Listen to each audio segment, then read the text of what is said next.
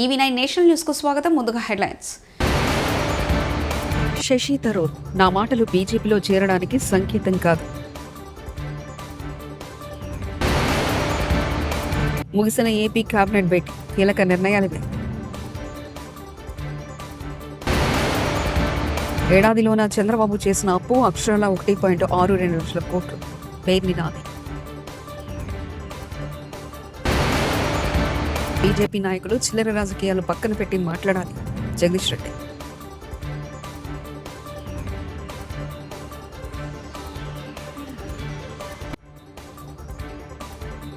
ప్రధానమంత్రి నరేంద్ర మోదీ ఇతర దేశాలతో సంబంధాలను బలపరచుకోవడంలో శక్తి చైతన్యం ప్రదర్శించారంటూ కాంగ్రెస్ సీనియర్ నేత శశి థరూర్ ఓ ఆంగ్ల పత్రికలో రాసిన వ్యాసం కాంగ్రెస్ ను మరోసారి ఇరుకునబెట్టింది. శశి థరూర్ బీజేపీలో చేరనున్నారంటూ ఊహాగానాలు ఊపందుకున్నాయి. దీనిపై శశి థరూర్ తాజాగా స్పందించారు. తన వ్యాఖ్యలు ప్రధానమంత్రి పార్టీ బీజేపీలో చేరడానికి ఎలాంటి సంకేతం కాదని వివరణ ఇచ్చారు. ఆంధ్రప్రదేశ్ రాష్ట్ర ముఖ్యమంత్రి నారా చంద్రబాబు నాయుడు అధ్యక్షతన కేబినెట్ భేటీ ఇవాళ మంగళవారం ఏపీ సచివాలయంలో జరిగింది. ఈ భేటీలో పలు కీలక అంశాలపై సీఎం చంద్రబాబు మంత్రిమండలిలో చర్చించారు. పలు అంశాలపై చర్చించిన తర్వాత మంత్రివర్గం ఆమోదం తెలిపింది. మున్సిపల్ శాఖ ప్రతిపాదనలకు కేబినెట్ ఆమోదం తెలిపింది. రాజధాని 2వ విడత భూసేకరణను ఆమోదించింది. రాజధానిలో మరో 44,000 ఎకరాల సేకరణకు మంత్రిమండలి నిర్ణయం తీసుకుంది. స్వర్ణాంధ్ర P4 పై త్వరలో కమిటీలు ఏర్పాటు చేయడానికి ఓకే చెప్పింది.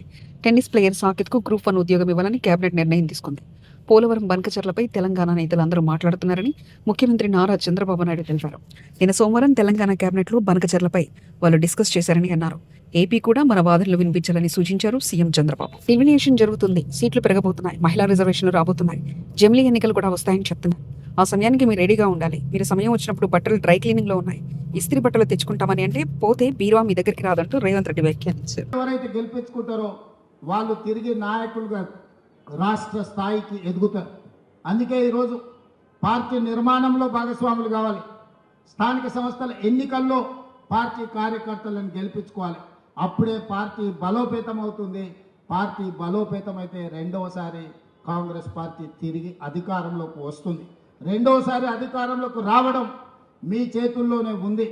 ఇవాళ ఈ వేదిక మీద నుంచి నేను ఒక్క మాట చెప్పదలుచుకున్న మిత్రులందరికీ, 94 నుంచి 2004 వరకు 2 సార్లు తెలుగుదేశం పార్టీ ఆనాడు అధికారంలో ఉన్నది. 2004 నుంచి 2014 వరకు ఆనాడు కాంగ్రెస్ పార్టీ 2 సార్లు అధికారంలో ఉన్నది. 2014 నుంచి 2023 వరకు టీఆర్ఎస్ 2 సార్లు అధికారంలో ఉన్నది. 2023 నుంచి 2033 వరకు 10 సంవత్సరాలు కాంగ్రెస్ పార్టీ తప్పకుండా అధికారంలో ఉంటుంది. ఈరోజు ఎవరెవరైతే పార్టీ కోసం పనిచేస్తారో ఈ 10 సంవత్సరాలలో మిమ్మల్ని కాపాడుకున్న బాధ్యత పార్టీ తీసుకుంటుంది. మీనాక్షి నటరాజన్ గారు తీసుకుంటారు. ఈరోజు పార్టీ పదవులు ఉన్న వాళ్ళకి చాలా మందికి అవకాశాలు వస్తాయి. డీలిమిటేషన్ జరగబోతుంది, సీట్లు పెరగబోతున్నాయి, మహిళా రిజర్వేషన్లు రాబోతున్నాయి, మా ఆడబిడ్డల అవకాశాలు పెరగబోతున్నాయి, జమిలీ ఎలక్షన్లు కూడా తెస్తామని చెప్తున్నారు. ఇవన్నీ రాజకీయ అవకాశాలను పెంచుతాయి. మరి ఆ సమయానికి మీరు రెడీగా ఉండాలి. మీరు సమయం వచ్చినప్పుడు మీరు సిద్ధంగా లేకపోతే బట్టలు డ్రై క్లీన్లో ఉన్న ఇస్త్రీ బట్టలు తెచ్చుకుంటామని అటే పోయినంటే బీఫామ్ మీ దగ్గరికి రాదు. మీరు ప్రజల దగ్గర ఉండండి, ప్రజల సంక్షేమం కోసం పనిచేయండి. మోదీకి చంద్రబాబుతో అవసరం ఉంది కాబట్టి మాట్లాడడం లేదు. కానీ తెలంగాణలో బీజేపీ ఎంపీలను గెలిపించింది తెలంగాణ ప్రజలు. మరి తెలంగాణ ఎంపీలు ఎందుకు మాట్లాడడం లేదు? నీరు సముద్రంలో కలుస్తుందనేది పెద్ద కుట్ర. చంద్రబాబు అలా ప్రచారం చేసి తెలంగాణ ప్రజలను మాయలో పడేసి తాను బయటపడాలని అనుకుంటున్నారు మాజీ మంత్రి ఎమ్మెల్యే జగదీష్ రెడ్డి. ఇవాళ బీజేపీకి చంద్రబాబుతో అవసరం ఉంది. ఇవాళ నరేంద్ర మోడీ శ్వాస చంద్రబాబు రూపంలో వస్తూ ఉంది. ఆయనకి ఈయన ఊపిరి అయి ఉన్నాడు కాబట్టి మాట్లాడే పరిస్థితి లేదు. మోడీ ఏమైనా ఉండొచ్చు, చంద్రబాబు ఏమైనా ఉండొచ్చు, కానీ ఇవాళ తెలంగాణ బీజేపీ ఎంపీలు గెలిపించింది తెలంగాణ ప్రజలు, కరీంనగర్ ప్రజలు, నిజామాబాద్ ప్రజలు, హైదరాబాద్ ప్రజలు, ఆదిలాబాద్ ప్రజలు, ఇక్కడి ప్రజలు కదా గెలిపించింది మిమ్మల్ని. మహబూబ్నగర్ ప్రజలు, మెదక్ ప్రజలు కదా. వీళ్ళ కొరకు కదా మనం కొట్లాడాలి. ఇవేవి మాట్లాడుకు ఆలోచించకుండా దీంట్లో ఏందో రాజకీయాలు లాభం వస్తుందో తెలివి తక్కువ ప్రయత్నం చేయకండి. రాజకీయ ప్రయోజనాలు రాకపోగా మొత్తం మన బతుకు తెరివే ఆగమైపోతుంది తెలంగాణది. మిగులు జలాలనేవి సముద్రంలో కలుస్తున్నాయనేవి కుట్ర, పెద్ద కుట్ర ఇది. చంద్రబాబు నాయుడు గారు ఆ ప్రచారాన్ని చేపించి మనందరినీ కూడా మాయలో పడేసి తెలంగాణ ప్రజల్ని ఇక్కడ పార్టీల్ని మోసం చేసి పార్టీల మధ్యన తగాదలాగా సృష్టించి తను బయటపడాలనుకుంటున్నాడు.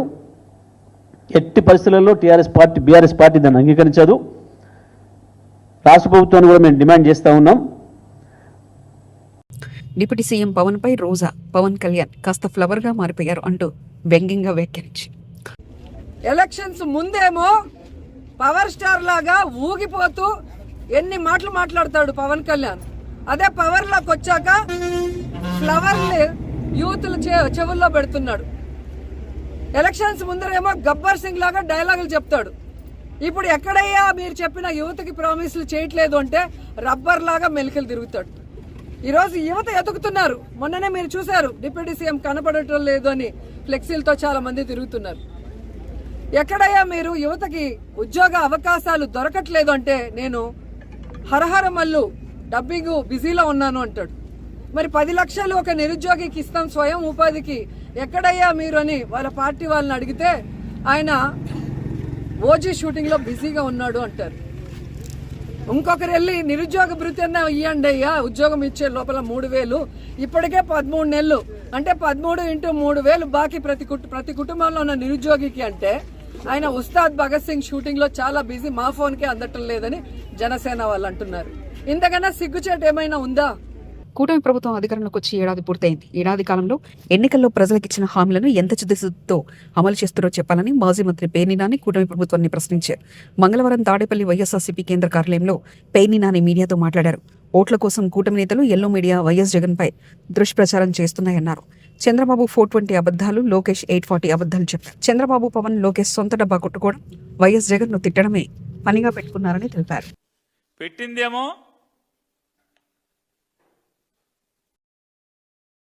మొదటి సంవత్సరం పండగ. ఈ సంవత్సర కాలంలో వారు ఎన్నికలకు వెళ్ళినప్పుడు ఈ రాష్ట్ర ప్రజలకి ఏమేమి హామీలు ఇచ్చారు, వారికి ఏమేమి ప్రమాణాలు చేశారు, ఇంతవరకు వాటిని ఎంత చిత్తశుద్ధిగా అమలు చేశారు, మాట నిలుపుకున్నారు, చెప్పినవి కాకుండా చెప్పనివి ఏం చేశారు, ఈ రాష్ట్రాన్ని అభివృద్ధి పదంలో శ్రీహరికోటలో వదిలిన రాకెట్ కంటే శరవేగంగా ఎంత ఆకాశానికి ఎత్తుకు దూసుకెళ్లారు, ఇలాంటివన్నీ చెబుతారేమో అనుకుని తెలుగుదేశం పార్టీ కార్యకర్తలందరూ కూడా అనుకున్నారు. ఏంటయా అంటే మీటింగ్ పెట్టి ఇలా ముగ్గురు కలిసి యథావిధిగా చంద్రబాబు నాయుడు గారు 420 అబద్ధాలు చెప్తే ఆయన కొడుకు 840 అబద్ధాలు చెప్పాడు ఈ మీటింగ్లో. చంద్రబాబు నాయుడు గారు యథావిధిగా అలవాటు ప్రకారం 420 అబద్ధాలు చెప్తే కొడుకు లోకేష్ గారు 840 అబద్ధాలు చెప్పాడు. ఇక ఇంక మూడో ఆయన అయితే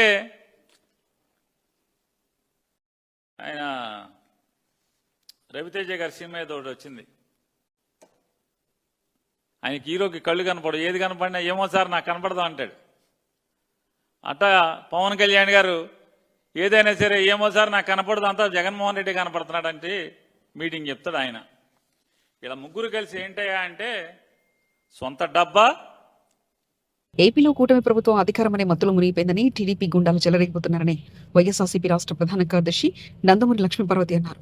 మంగళవారం తాడేపల్లిలోని పార్టీ కేంద్ర కార్యాలయంలో ఆమె మాట్లాడుతూ చంద్రబాబు ముఖానికి పట్టుమని 10 మంది కూడా రారు, అందుకే వైఎస్ జగన్కు వస్తున్న ప్రజాదరణ చూడలేక కళ్ళల్లో నిప్పులు పోసుకుంటున్నారు. కూటమి ప్రభుత్వం అధికారం అనే మత్తులో మునిగిపోయింది, అందుకే టీడీపీ జెండాలు రెచ్చిపోతున్నా చూస్తూ ఉండిపోతుంది. తీసుకొచ్చి ఒక షాడో ముఖ్యమంత్రి వాడు ఈరోజు నువ్వేమి లేవు, నువ్వు ఒక అసమర్థుల్లాగా మూలబడి ఉన్నావు. అదేవిధంగా ఇక నీ కొడుకు ఇష్టం వచ్చినట్టు వాడికేమీ తెలియదు, ఓనమాలు కూడా రావు రాజకీయాల్లో. అందువల్ల తనకు తెలిసింది ఏంటంటే నేను భయపెట్టేస్తే, అది కూడా భయం ఈయన పెట్టడం కాదు, పోలీసులు అధికారం అండగా చూసుకొని పోలీసుల చేతిలో పెట్టుకొని ఇష్టం వచ్చినట్టుగా ప్రతిపక్ష నేతలు ఎవరు మాట్లాడి మీ పరిపాలన బాగాలేదంటే తీసుకుపోవటం. అదేవిధంగా ముఖ్యంగా ఈ రాష్ట్రంలో ఈ 1 ఇయర్లో ఆడపిల్లల మీద జరుగుతున్నటువంటి అత్యాచారాలు ఇంతవరకు స్వాతంత్రం వచ్చాక రాజకీయ చరిత్రలో, అంతకుముందు ఎక్కడో నిజాం టైంలో రజాకారుల ఉద్యమాల్లో మహిళల మీద అత్యాచారాలు దారుణంగా జరిగాయి అనేది మనం విన్నాము. బ్రిటిష్ హయాంలో అలాగే జరిగినాయి. ఎందుకంటే పోరాట వీరుల్ని వాళ్ళు ఆ విధంగానే ఆడవాళ్ళని చెరిచేవాళ్ళు. కానీ ఈరోజు ఇది ఒక ప్రజాస్వామ్య దేశం, ప్రజాస్వామ్య పరిపాలన అనుకొని మీరు అనుకుంటున్నారు, మేమైతే అనుకోవట్లేదు.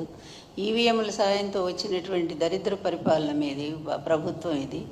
ఈ ప్రభుత్వంలో మీరు చేస్తుంది ఏంటంటే ఇదిగో ఇట్లాంటి అనాచారాలు. మీ పార్టీ వాళ్ళు ఏదో పని చేసినా సరే వాళ్ళకి ఏ విధమైన శిక్షలు లేవు. వాళ్ళు మహిళల్ని భయంకరంగా మరి మీ సోషల్ మీడియాలో ఇష్టం వచ్చినట్టు వాళ్ళ వ్యక్తిత్వ హననాన్ని చేస్తుంటే దానికి ఏ విధమైన శిక్షలు లేవు. కానీ సాక్షి మీడియాలో ఒక అనలిస్టు ఒక విషయాన్ని చెప్తూ దాన్ని మాట్లాడితే దాన్ని తీసుకెళ్ళి కొమ్మినేని గారికి అంటగట్టి అప్పటికప్పుడు ఆయన మీద కేసు పెట్టి తీసుకెళ్ళి ఇదా మీ పరిపాలన, ఇది సుపరిపాలన అంటారా? మీరు నిజంగా నిజాయితీగా ఒప్పుకోండి, ఒక్క పాయింట్ అన్న నిజాయితీగా ఒప్పుకోండి అయ్యా మీ తండ్రి కొడుకులు. ఇక ఆ 3 ఆయన గురించి ఎందుకు మాట్లాడాలా? ఆ 3 ఆయన ఒక వేస్ట్ ఫెలో అనేది అర్థమైపోయింది. ఎందుకంటే ఆయన అందుకే సనాతన వేషం వేసుకొని రాష్ట్రాలన్నీ తిరుగుతున్నట్టున్నాడు ఇక్కడ ఏం చేయలేక. అందువల్ల ఇక ఆయన గురించి వేస్ట్ మాట్లాడటం కూడా వృధా. ఎందుకంటే ఆయనకు నాయకత్వ లక్షణాలు మొదటి నుంచి లేవు, ఎదిరించే తత్వం అస్సలు లేదు. చంద్రబాబు పిలిచినప్పుడు వచ్చి జగన్ గారిని ఒక తిట్టిపోవటానికి మాత్రం ఉపయోగపడతా ఉన్నాడు. కనీసం మీ పక్కన స్థానం కూడా ఇవ్వనంత స్థితికి దిగజారిపోయాడు, అతను సంపాదించుకోలేకపోయాడు. అందువల్ల ఇక అతని గురించి ఎక్కువ మాట్లాడకూడదు. కానీ మీ ఇద్దరు కలిసి ఈరోజు రాష్ట్రాన్ని ఏ విధంగా చేస్తున్నారో ఒక్కసారి ఆలోచించండి. మీరు ఆలోచించట్లా, ప్రజలు ఆలోచిస్తున్నారు, ప్రతి క్షణం ఆలోచిస్తున్నారు. ఎందుకంటే శ్రీశ్రీ గారు అన్నట్టు మదమెక్కిన తురంగాలు అన్నట్టుగా మదం పట్టినటువంటి గుర్రాలు లేకపోతే ఏనుగులు ఇవన్నీ కూడా ఇష్టం వచ్చినట్టుగా ప్రవర్తిస్తూ ఉంటాయి. వాటికి ఉచ్చము నీచము జ్ఞానము ఏమీ తెలియదు. అవి ఎక్కడ పడితే అక్కడ ఎట్లా పడితే అట్లా పరిగెడతాయి, అన్నిటిని నాశనం చేస్తాయి. ఈరోజు రాష్ట్రాన్ని నిజంగా గుడ్ గవర్నెన్స్ అంటే జగన్ గారి టైంలో ఒక పద్ధతిగా జరిగింది. కానీ మీరు ఏ ఒక్క పాయింట్ అయినా కంపారిజన్ చేయటానికి మీరెవరు రారు. ఎందుకంటే మీ పచ్చ మీడియా బాకాల్లో ఊదుతూనే ఉంటాయి మిమ్మల్ని. నిన్ను లోకేష్ని ఇద్దరిని కూడా అక్కడ కూర్చోబెట్టి ప్రైమ్ మినిస్టర్ని కలిస్తే దానికి మొత్తం పేజీలన్నీ కూడా ఈనాడు ఏబిఎన్ పెట్టేస్తారు. ఏంటి ప్రైమ్ మినిస్టర్ మీ మిత్రపక్షం కదా, మీ కూటమి కదా, ఒకళ్ళ మీద ఒకళ్ళు ఈరోజు డిపెండ్ అయ్యలేరా? అది కూడా కలిస్తే దానికి ఒక పెద్ద అది వీరత్వమా శౌరత్వమా? ఆయన వల్ల ఇదిగో ఇన్ని వేల కోట్లు ఈ రాష్ట్రానికి మరి వస్తూ ఉన్నాయి, పరిశ్రమలు వచ్చినాయి, ప్రైమ్ మినిస్టర్ గారు యాక్సెప్ట్ చేశారు. లేదా మీ రాజధాని, మీరు అనుకునే రాజధానికి ప్రైమ్ మినిస్టర్ గారు ఇన్ని వేల కోట్లు ఇప్పిస్తున్నారు అని ఈ విధంగా అయినటువంటి వార్త అయితే నిజంగానే బాగా సాధించారని చెప్పుకోవటానికి.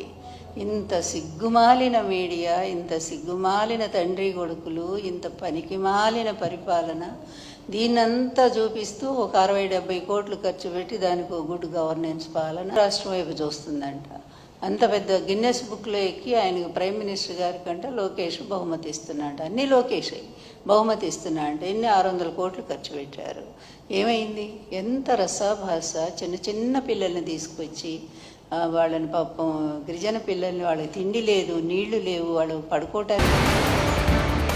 శశి థరూర్, నా మాటలు బీజేపీలో చేరడానికి సంకేతం కాదు. ముగిసిన ఏపీ కేబినెట్ భేటీ, కీలక నిర్ణయాలు.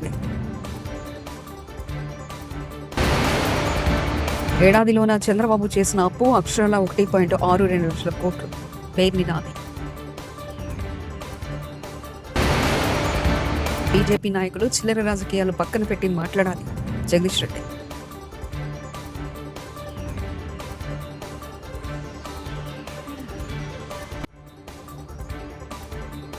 ఇవి బులెటిన్ విశేషాలు. చూస్తూనే ఉండండి EV9 నేషనల్ న్యూస్.